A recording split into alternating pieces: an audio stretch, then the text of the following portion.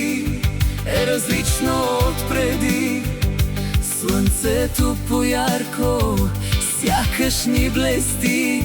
Митко се събужда с усмивка на лице, а мама го прегръща нежно със сърце.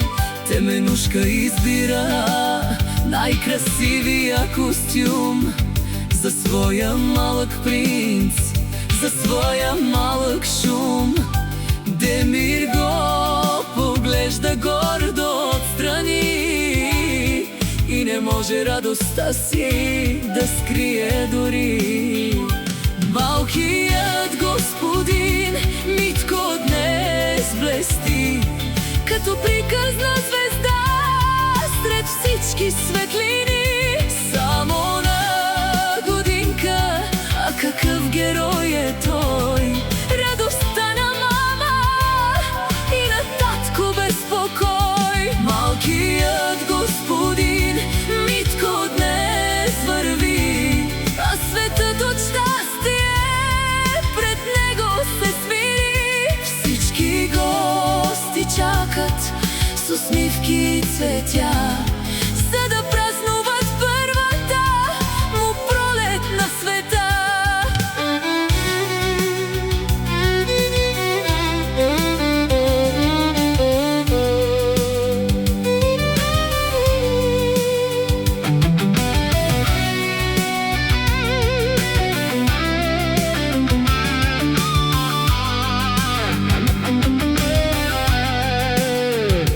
Папионка малка мама му слага, а Митко се върти и весело помага.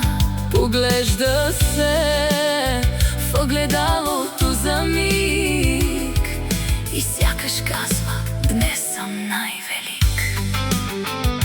Малкият господин Митко днес блести като приказна звезда сред всички светлини. Само на годинка, а какъв герой е той!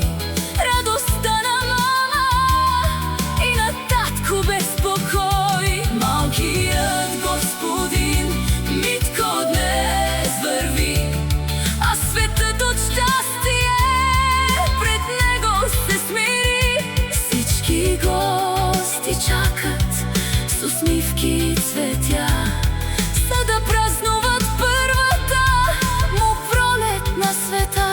Една свещичка, една сбъдната мечта, една годинка пълна с доброта. Митко, нека винаги така блестиш и с любов света около теб да озари.